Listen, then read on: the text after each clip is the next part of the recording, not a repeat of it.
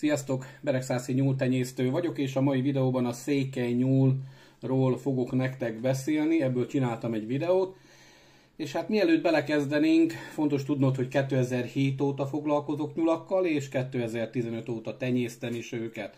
Ha még új vagy a csatornámon, akkor érdemes feliratkoznod, mert minden, ami a nyúltenyésztéssel, sőt, ami a fürtenyésztéssel kapcsolatos, arról nagyon-nagyon sok mindent megtalálsz a csatornámon.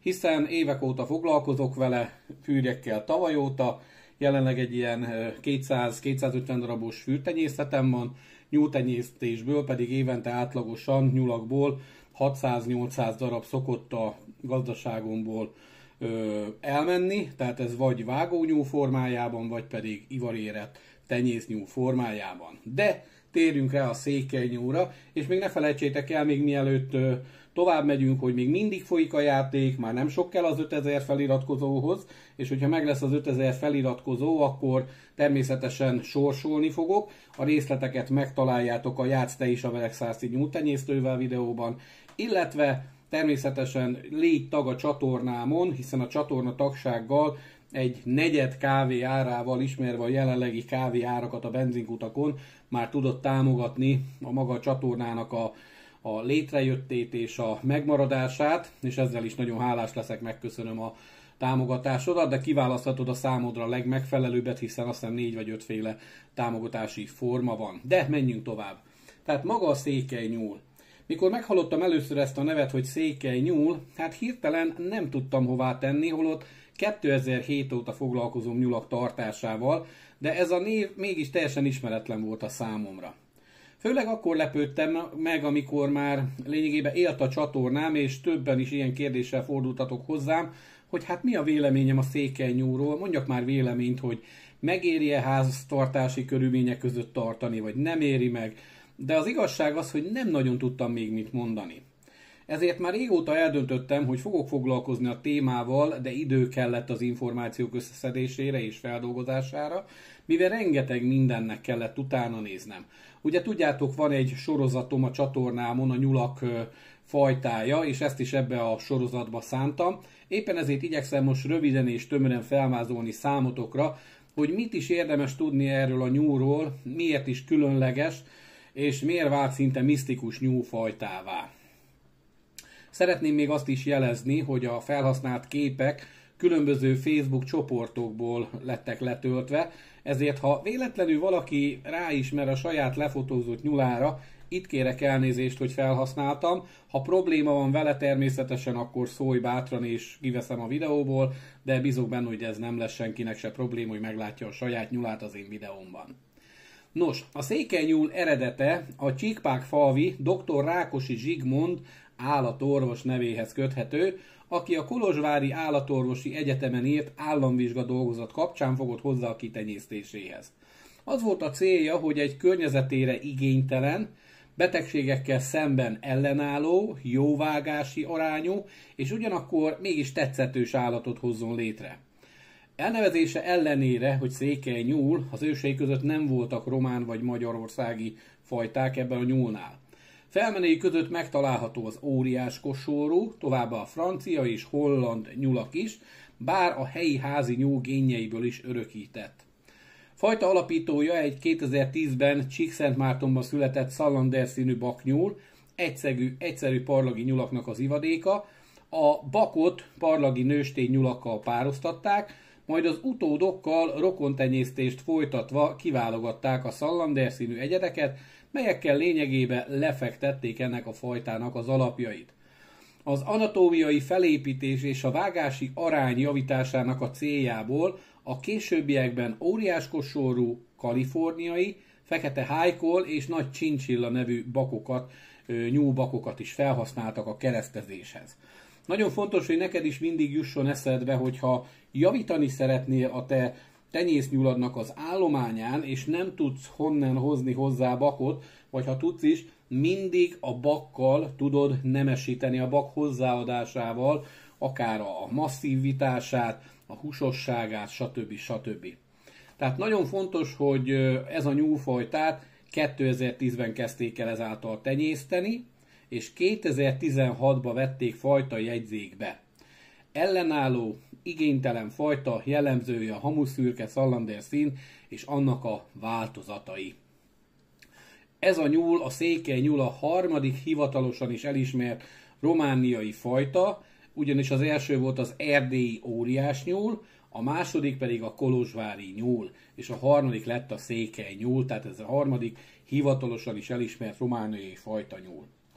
A székely nyulat 2011-ben jegyezte be a román mezőgazdasági minisztérium, 2016-tól pedig hivatalosan is elismerték teljesen új fajtának, 2018 elején közel 1000 példányt tartottak már nyilván, tehát igen hamar elindult a szaporulata. Ezek nagy része a Hargita és a Kovászna megyében volt. A 2018 novemberében székely nyulak Európa bajnokságon is díjat nyertek. A standard szerint a nyúlnak a teste, tehát milyen jellemzői vannak, enyhén megnyúlt, széles, hengeres, ahogy ti is látjátok a képek alapján. A nyak rövid és erős, a mellkas széles, a hátizomzata jól fejlett, tehát húsossága kiváló, a lábak hosszúsága pedig közepes. Az összkép egy erőteljes, de mégsem darabos, nem durva állat, hanem egy nagyon szép, szemnek is kedves állat jött létre. A fej finomvonalú, a homlok széles, és nagyon jó megkülönböztethető a fiú és a lány, tehát a nemi identitás szempontjából. Ugye maga a nyúl egy középtestű, elfogadott testtömege minimum 4, de maximum 6,5 kg között van, ideálisnak pedig, amikor a legideálisabb súlyban van a nyúl, ez az 5 kg feletti húshozam vagy súly számít. Az szőrzet hosszúsága közepes, a fedőszőr sötétszürke, az ajszőrzet az fehér, a szalander, tehát hamuszürke színen kívül elfogadott változata havanna, és a kék szalander is. A fejét egy sötétebb színű maszk kövezi, amellett fülek, a végtagok, a farok, hasa is sötétebb árnyalatú. A test két oldalán és a combokon egy-egy sötét színű sáv fut végig, a szalander változat szemei sötét szürkék, a havanna szalander és a kék szalander nyulak szeme pedig kék. Na most milyen előnyei vannak ezeknek a nyulaknak? Hát először is itt azokra a kérdésekre válaszolnék, akik megkérdeztétek, hogy érdemes-e tartani. Hát én első körben azt mondom, hogy ha hozzá tudsz jutni a megfelelő vérfrissítéshez, akkor mindenképp. Ugyanis ellenálló és igénytelen. Ugye a székely nyúl robosztus fajta, jól alkalmazkodik a különböző tartási körülményekhez. Tehát mindegy neki, hogy hova rakod, ő tud alkalmazkodni. Éppen ezért ideális egy kezdőnek is, sok esetben, aki nem ideális ketreceket épít, hanem olyat, amilyet csak éppen össze tud tákolni. Jó a húsformája, jó a húshozama, tehát nagyon szép a vágási súlya, hiszen eléri a 4 és 6,5 kg közti súlyátlagot, és itt is megvan körülbelül az a több mint 50%, közel 60%-os húshozam, ami nagyon jónak mondható. Nagyon jó a szaporasága, jól nevel az anya. Általában vannak ritka eltérések, de általában jó fial, tehát legalább 7 és 10 között fial, és nagyon szépen neveli a kőkeit. Különleges a színváltozata, ugye jellegzetesen szallander szín, ez a hamuszürke, sötétebb jegyekkel a felen, fülön, végtagok, farokrész, és annak változatai a fekete, havanna, kék, nagyon esztétikus megjelenést biztosítanak, ilyen különleges megjelenést. Én ténylegesen úgy nézegettem ezeket a képeket, tehát nagyon-nagyon különlegesek. Nyugodt a vérmérséklete, tehát ez nem az a fajta nyúl, ami ki fogja rúgni a ketresznek az oldalát, és nem az a fajta nyúl, ami folyamatosan harapni, karmolni fog. Általában nagyon nyugodt a természetük, ami megkönnyíti a kezelésüket. Viszont vannak hátrányai is. Az első ilyen hátránynak mondható, ez főleg tenyésztési szempontból, hogy a kosórú keresztezésének révén, tehát ugye belekerült a lógófülű kosórú nyúl, néha megjelenik a lógófül, ami ugye eltér attól a fajta standardtól, ami alapján megállapításra került a nyúlnak a fajtája. Éppen ezért a tenyésztők, akik komolyabban foglalkoznak vele, ezt igyekeznek szelekció során teljesen kiiktatni az állományból. A másik hátránya, hogy a nyúlhús fogyasztásának ugye nincs nagy hagyománya sehol szinte. Se Erdélyben, se Magyarországon, se Kárpátalján. Még Kárpátalján a szláv beütések miatt jobban, de a magyarság körében nagyon-nagyon minimális. És ugye tudjátok, hogy nekem elsődlegesen az a csatornámnak a célja, hogy népszerűsítsem a nyúlhúst, a nyúltartást és a nyúlhús fogyasztást. Én bízok benne, hogy mióta beindult ez a csatorna, a sok visszajelzés alapján legalább 10%-kal nőtt azoknak a fogyasztása, átlagosan, akik valaha megnézték ezt a csatornát legalább egyszer. Tehát legalább azóta ettek egyszer nyulat. Úgyhogy én tudom javasolni nektek is, hogy ti is, akik nézitek ezt a videót, vagy vannak ilyen nyulaitok, akkor népszerűsítsétek, főleg az ételeket, hogy a hús minél felkapottabb legyen, mert hiába finom, hiába különleges, hiába minőségben első rangú, amíg itt agyban nem dől el, hogy valaki úgy kül fel reggel, hogy de jó lenne egy friss nyulat megenni, vagy egy kis nyúlhúst megenni, addig bajba vagyunk, tehát mindenképpen népszerűsíteni kell. Tehát nincs nagy hagyománya, éppen ezért gazdasági szempontból, mivel nem nagyon tudod értékesíteni csak tenyésztőknek magát az állományodat, ezért aki csak azért tenyészti, hogy anyagi haszna legyen belőle, az nagyon hamar abba fogja hagyni. Hátránya még, hogy a vedlés időszaka ugye szőrcserével jár, mint minden egyes nyúlnál, viszont itt valahogy extrán több a szőr, mint egy átlagos nyúlnál, és ezért komolyabb tisztántartást igényel. Tehát ezek a hátrányok. Hol lehet, mikor lehet vásárolni, kapni? Hát a székely nyulat lehet már Magyarországon is nagyon sok tenyésztőnél megvásárolni, de elsősorban Erdélyben, tehát Romániában, és legfőképpen a tenyésztőktől. Érdemes felkeresni a Magyar Nyúltenyésztők Országos Egyesületét ezzel kapcsolatosan, vagy azoknak a tagjait, akik között székely nyúltenyésztők is megtalálhatóak.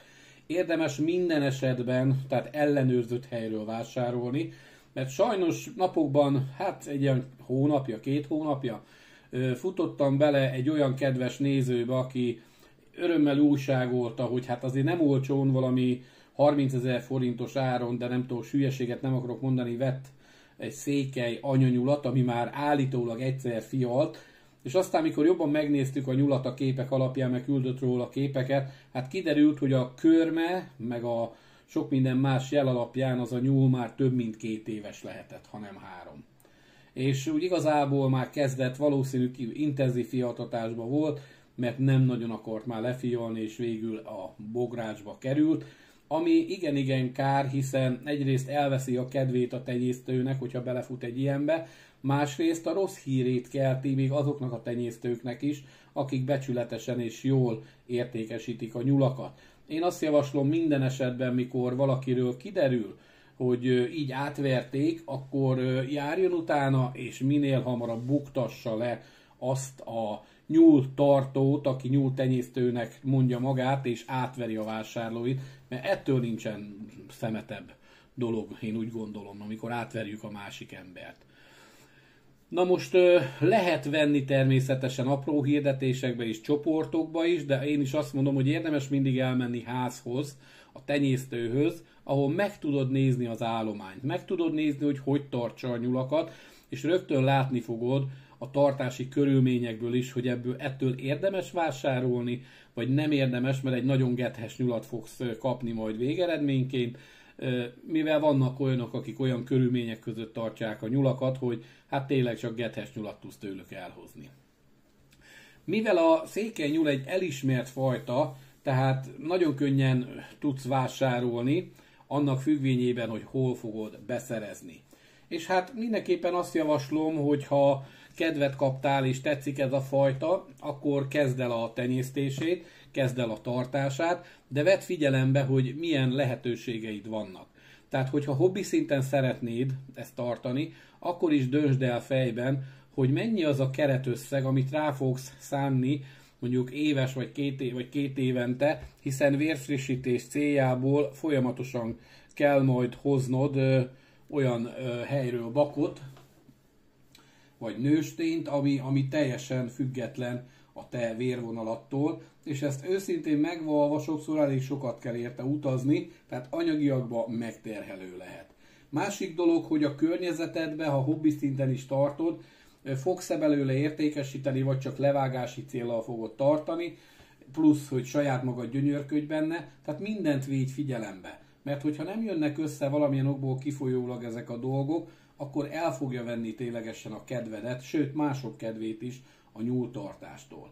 Ha az egyszerűbb nyúltartásra vágysz, akkor viszont mindenképpen nézd körül a saját környezetedben, keress egy olyan nyúlfajtát, mint például a pannonfehér, ha húsra szeretnéd, vagy hogyha látványra, akkor a német óriás, ami aztán úgy igazából